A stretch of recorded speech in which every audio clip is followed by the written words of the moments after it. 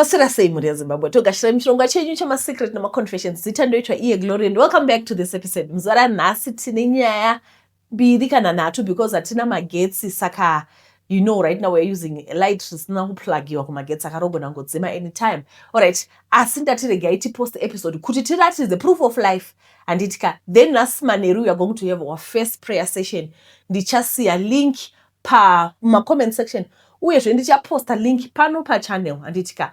Alright, Facebook ndichaposta kadi tete life yandakararama yakaoma izvozvi ndiri kunyora ndine misodzi pamatama. Ndiri mwana ane 19 years. Maparents angu they divorced when we were young. Tiri 2 nebrother yangu. So growing up kubva pakaseparate vabereki taigara namama vedu. She was the best parent any child could ask for. She was a single mom. By that time ndandine 5 years. Zvinhu zvose zvaiendeka. Vakanga vachienda kubasa vari teacher. So zvinhu zvainge zviri nani. Then pakasvika time yekuti mama vangu vakaroorwa nemumwe murume. Indanga ndisina problem nazvo nekuti vakange vambogara vasina murume kubva ndine 5 years kusvika ndaane 16. Stepfather vangu vakanga vari munhu aripo chero nanhasi munhu aripo zvekudaro. He came and filled that father figure gap that was left by my dad when he left. Vakanga vari munhu anga ane mari dzake kubasa kwavo he was the boss. Taitengerwa zvimagoodies zvese zvataita zvekushuvira. Life yakanga iripo. I had nothing to complain about. So stepfather vangu had 2 sons. The older one anga ari overseas kuchikoro. Umwe wacho ndiye wataigara naye. Ndichati star akanonzi James because I can't say his real name. He was 26 by the time ndine 18 ndiri maupper 6. Ndakakudzwa in a Christian family. Kuchurch we were taught no sex before marriage. I had a boyfriend hangu, but I told him I don't do sex tisataroorana. He understood saka I was still a virgin. Then problem yandaisangana naye is James aita kandona overtanga kuda kuita flirting neni. Honestly, I don't like it because ndaimuona sabig brother vangu. So zvakaramba zvichiendera mberi, inini I would avoid him nguva zhinji because ndaitomutyawo. But I felt safe nekuti the maids were there. Kotanga takugara luxury car ever since my mother got married. And then rimwe day, I was 19, it was a Sunday, so vanhu vose vanga vasipopamba. I will never forget this day. It brought so much pain and misery in my life. My mom and stepdad vainge vabuda. Na James zvakare ainge buda.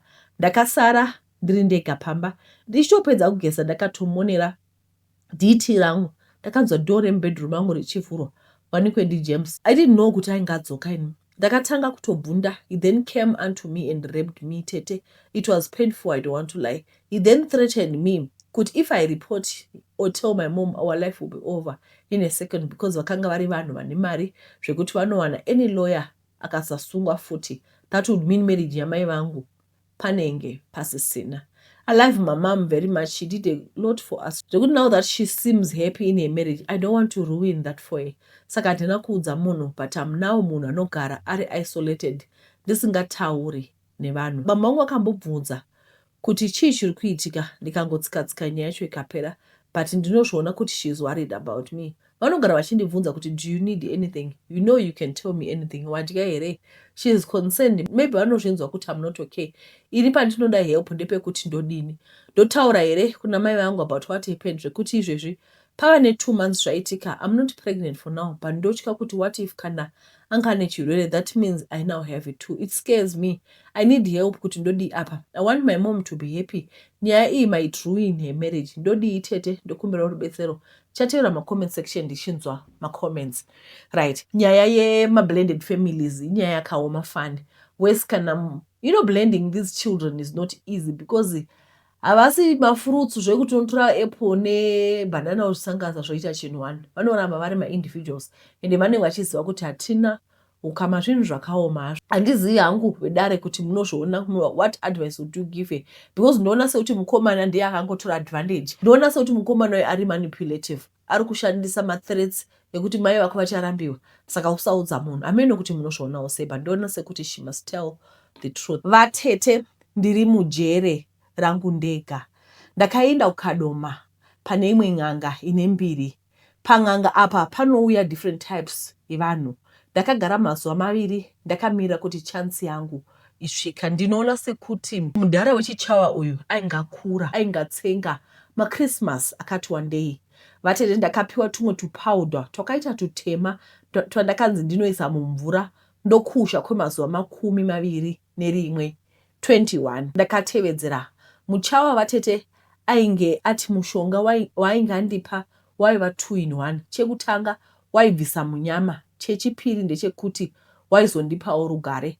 Zvose zviri material zvandaida ndaizozviwana. Ndakaenda nepauda yangu kumba vatete yandisingazivi kuti yaiva nei mukati. Asi zvinhu zvaiva strange pamushonga uyu ndezvekuti waikushwa pakati nepakati peusiku. Semunhu aitsvaka kurarama, handina kumbofunga kuti kukusha mushonga pakati peusiku zvingava nedambudziko. Ndaitoti zvimwe pada ndiko kudzinga varoyi kwacho. Handina kunge ndaziva kuti ndiri kumarineta mushonga kuti kana youya iuye zvine power kunge magetsi. 21 days dzakapera ndarebesa uri. Musi wandakapedza 21 mangwana acho ndakamuka ndikawana mumba mune mari yaita kunge mwaiwa. Yaisava panzvimbo imwe chete. Imwe yaiva mubhaketi, imwe pasi pematress, imwe musuitcase yaigara hembe dzangu. Ndiwo wakava upenyu hwangu. Everyday ndaiziva kuti ndaitomuka ndine basa rekutsvaka mari inenge iri mumba. Padiki ndakatanga kuita mari yakawanda mbichana zvekuti mari yangu yakazowanda zvekuisa mutranki. Ndakatanga kutengawo material things dzose dzaindifadza. Gore rakapera zvichidaro. Rechipiri vatete kunopera kwaro ndakanga ndatowa nepekugara. Ndakamuka pamusoro petranki pakagara zvivanhu zvidiki vatete zvaive nemaziso akakura kunge nyimo. Ndakavhunduka ndichizviona, asi ndakaziva kuti zvinhu izvi zvaiva zvatumwa nasekuru. Zvituhwani izvi zvandainge ndava kugara nazvo ndakambopisa mbanje, sekuti mumastreets umu ndainge ndazviverenga kuti zvitukwana zviwirirani nembanje zvinotiza. Vatete mucheke wandakapiwa ipapo ndakanzwa nzeve dzichirira.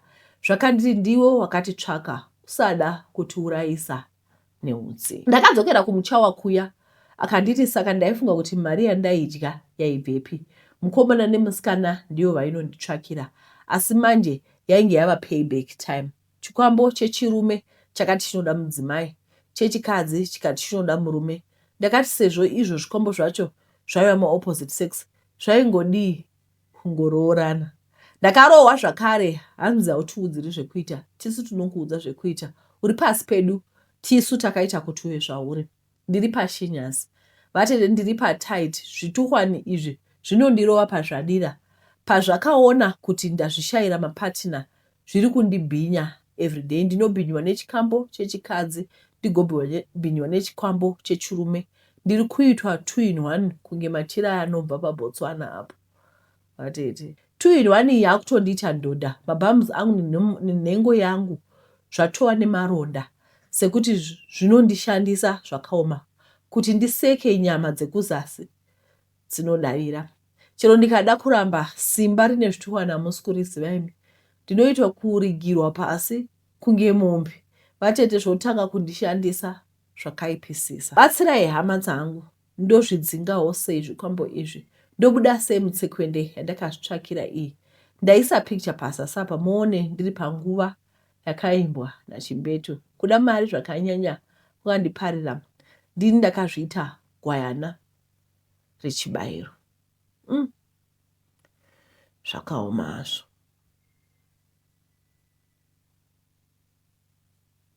Alright, regai tipinde munyaya inotevera. Tete makadi, ini nyaya yangu yakamira yakadai. Ndiri mukadzi ane makore 37, ndinogara kumusha kuBuyera. Ndine vana vangu 3. So when I got married, murume wangu ndaingonzwa vanhu vachingotaura zvinhu zviri bad about him. Some would say murume wangu aida vakadzi stereki ende vaiti anoda kunyenga hama not vekunze. But ini zvese zvaitaura izvi ndaisazviona nekuti murume wangu kwandiri anga ari bho zvekuti handina zvandai complain about him. Akanga ari munhu ane tunhu twake, akanga ane chigayo zvekuti vanhu vese vemunharaunda vaiuya kuzogayisa kumba kwedu. So paitaurwa zvinyaya ndaingoti vanhu vanorwadziwa nekuti akuitawo mari dzake. Takagara tese for about a year. Ndikanzwa kuti akanga achidana nesister yake kuside kwamai vake ende zvaitonzi ane mwana naye. Ini semunhu aisada kuteerera makuhwa anotaurwa nevanhu, I ignored it. Pasina nguva ndakanzwa imwe nyaya yekuti akanga achinyenga mwana wemukoma wake achisenda mameseji. I ignored it again until one day mwana wababa mukuru auya kumba nemameseji acho achindiratidza zvaitumirwa nemurume wangu. Tete, ndakanyara. How can munhu mukuru do zvinhu zvakadaro kuhama? Dai akazviitira kure uko ndakanga ndisina problem nazvo. He came back kumba and I asked him why he did it. Akangondiudza kuti it was a mistake. Hapana zvaaitaura zvine musoro. Ndakatoshiya kuti munhu ari normal here or what. Takagara paya, nyaya dziya hadzina kupera. Ndaingonzwa kuti azodai akadai. Ini I told myself kuti I don't want to get stress nemunhu ane unhu hwakashata kudaro. So ini ndakamusiya kuti apedze shungu zvekuti chero paainonoka kudzoka kumba, I didn't ask. Ndaingosiyana nazvo. So bamunini wemurume wangu vakashaya, vakasiya madzimai nevana 3. Saka semhuri taigara tichiona mudzimai wabamunini vakashaya vaya nekuti zvinhu zvakanga zvisina kumira mushe. Mainini vaya havana kuzvigamuchira kuti murume wavo ainge asisipo.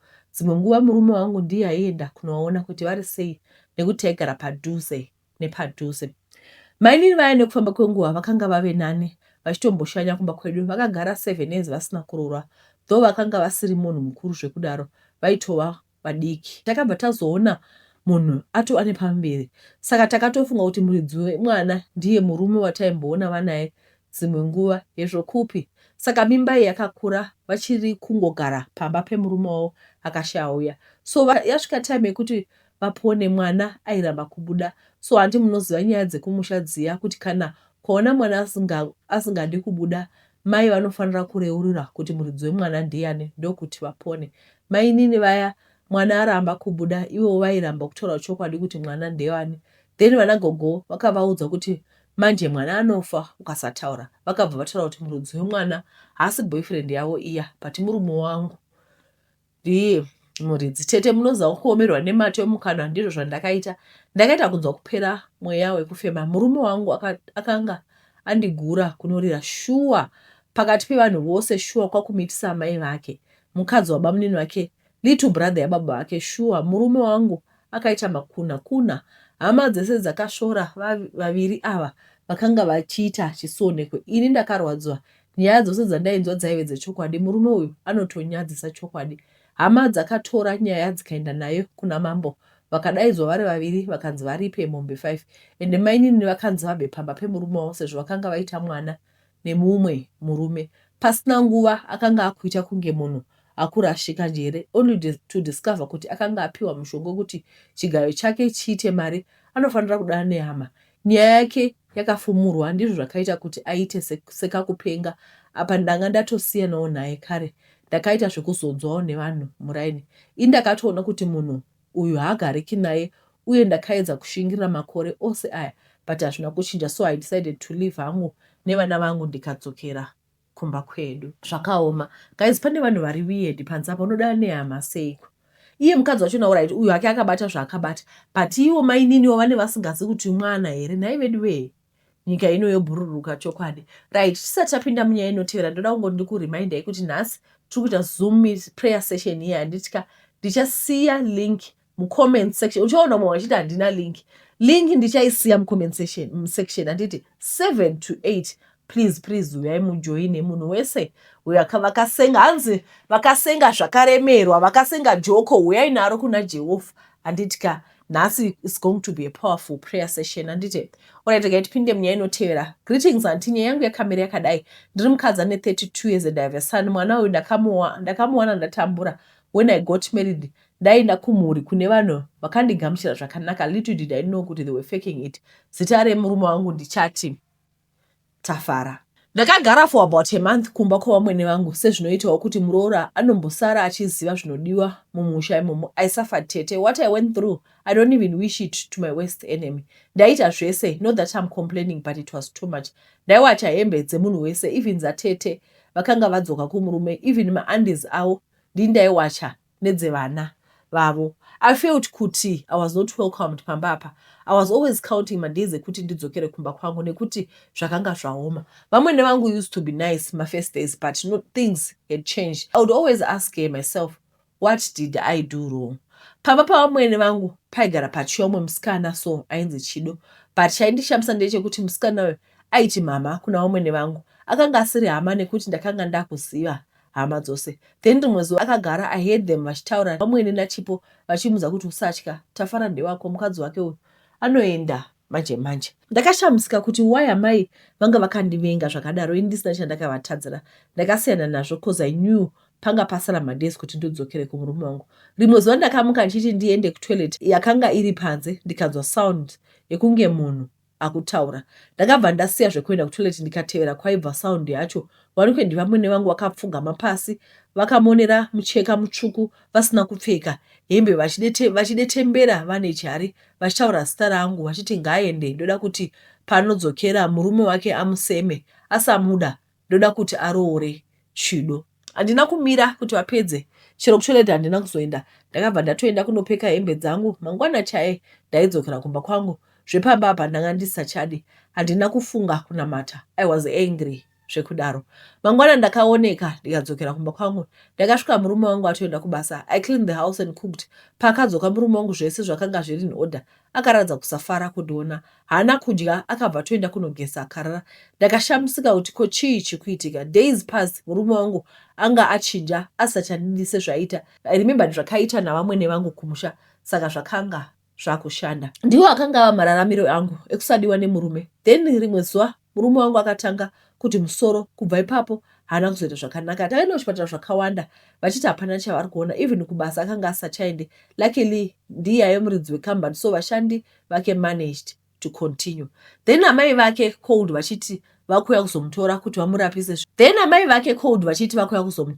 vamurapise. Sezvo ino anga asingachadi kundiona kumba ndakatotsvaka nurse aid kuti amubetsere. Akatorwa akanogara kumusha kuya.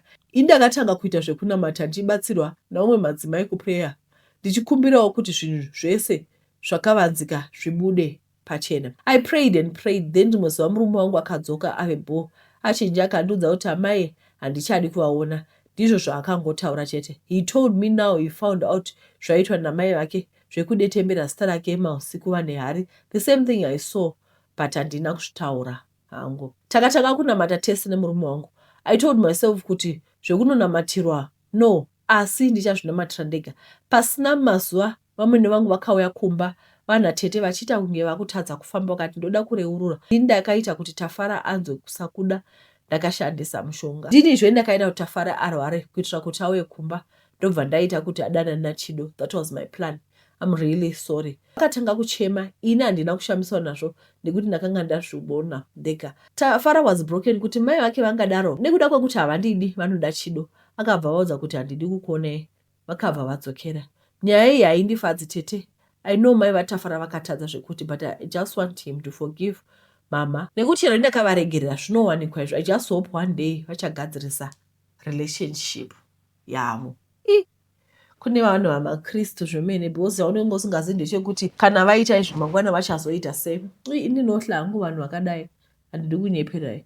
Ndokurudzirai kuti murambe muchitumira nyaya dzenyu handiti muzuva ranhasi tati ngatisanganei kuprayer session kune avo vose vakaremerwa kune avo vose vane maspiritual attacks. I think the best thing that we can ever do is kunamata. Kune vanodavo kunamata kune vasingadi vanoda kufambawo vachinovhunzirawo aiwa it's okay. Asi apa invite inde vanhu vanoda kuiswa pamberi paJehovha vazhinji vanhu vanoramba vachiti vedu isu tibetserei kunamata. Last night handina kunyatsovata zvakanaka because sinus pakaipa nzeve dzinorwadzira dzimwe dzichaputika dzichivava saka regai ndingoti gagaga ndikurumidze ndibve ndarara.